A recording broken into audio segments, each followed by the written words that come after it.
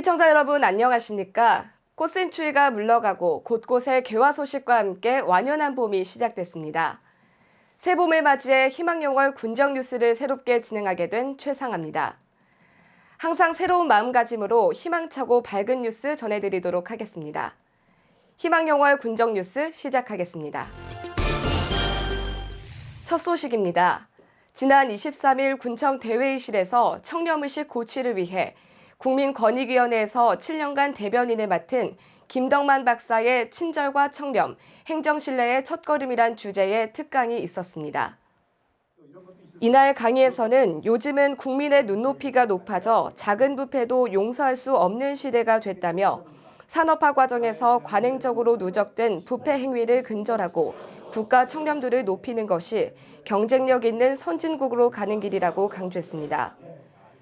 이와 함께 공직 친절도와 관련해서는 금융권의 친절도가 가장 높은 것으로 나타나고 있다며 공직사회도 대국민 응대가 금융권 수준으로 높아져야 할 것이라고 주문했습니다.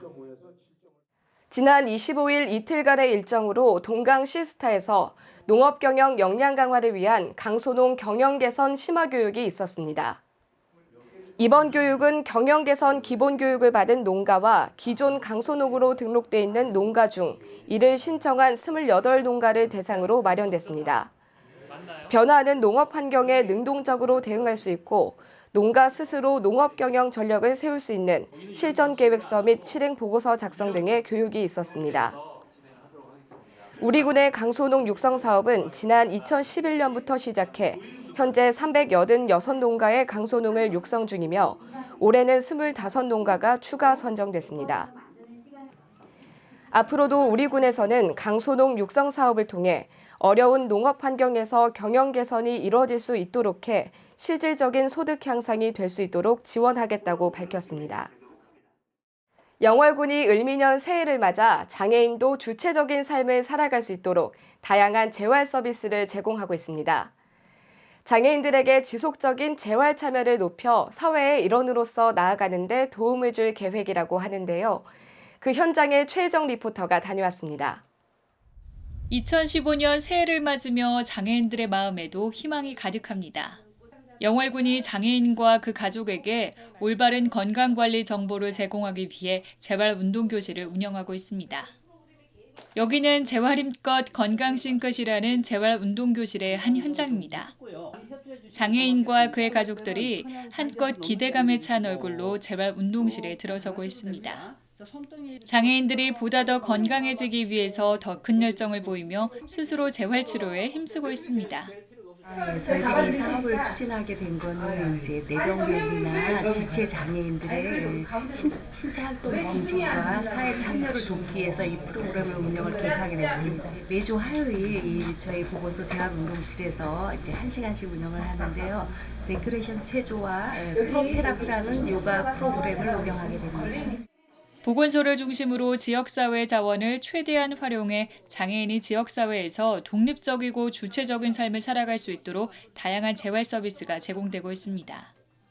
군에 따르면 이 운동교실은 올바른 장애인 건강관리와 2차 장애를 최소화해 사회의 일원으로 나아가는 데 도움을 주고자 마련한 것입니다. 또 뇌병변 장애인이 일상생활에서 자기관리 능력을 키우고 지속적인 재활 참여를 높이는 데 그 목적을 두고 있습니다. 요즘 100세 건강 수명 시대에 건강을 지키는 여러 가지 방법을 이제 이미 많이들 알고 계신데요. 건강, 운동도 있고 건강한 식생활도 있지만 보건소를 가까이 하는 것도 건강 수명을 연장하는 좋은 방법이라고 생각합니다. 이 운동교실은 매주 화요일 1시간 총 30회로 진행됩니다. 10월 27일까지 장기간 프로그램으로 운영될 계획인데요. 레크레이션과 재활 마사지를 활용한 근력 운동으로 장애인과 참여자들에게 큰 호응을 얻고 있습니다. 이와 함께 각종 기본 건강평가와 체력평가, 그리고 상담을 통한 건강에 대한 올바른 정보를 제공하며 안전요원 자원봉사자도 프로그램에 함께 참여해 안전한 맞춤형 테마 프로그램으로 큰 효과를 거두고 있습니다. 그동안에 몸이 불편해서 못 썼던 또 운동을 안 해서 쓰지 않았던 근육들을 이런 운동 시간을 통해서 몸을 유연하게 또 만들어주고 근력도 키우고 또 요즘 국내외적으로 아주 관심사인 치매 예방 그 프로그램도 같이 곁들여서 이렇게 할 예정입니다. 최고의 강사진으로 꾸려진 이번 재활운동교실은 장애인이 우리 사회에서 행복하게 살아갈 수 있는 기반이 되고 있습니다. 이로 인해 영월군은 장애인들과 국민 모두가 행복한 생활을 영위하는 건강한 지역사회가 될 것으로 전망됩니다. 장애인을 향한 편견을 해소하고 함께하는 아름다운 동행. 앞으로도 영월군은 이번 운동교실이 장애인의 건강한 신체 관리와 2차적 장애 발생 예방에도 큰 효과가 있는 만큼 지속적으로 다양한 프로그램을 개발해 장애인 건강관리에 힘쓸 계획입니다. 희망영월 최혜정입니다. 영월군은 지난 25일 2015년 제1회 영월군 노사민정협의회 실무회의를 개최했습니다.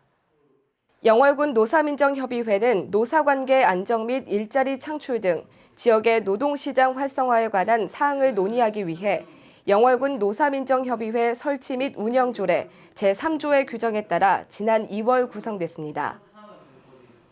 금년도 영월군 노사민정 협력 활성화 사업은 노사민정협의회 개최, 사회적 책임 실천 및 공동선언 결의대회, 찾아가는 무료 노동 법률 상담, 우수지자체 견학 및 워크숍 등 총 5개 세부 사업으로 총 사업비는 3,510만 원이 책정됐습니다.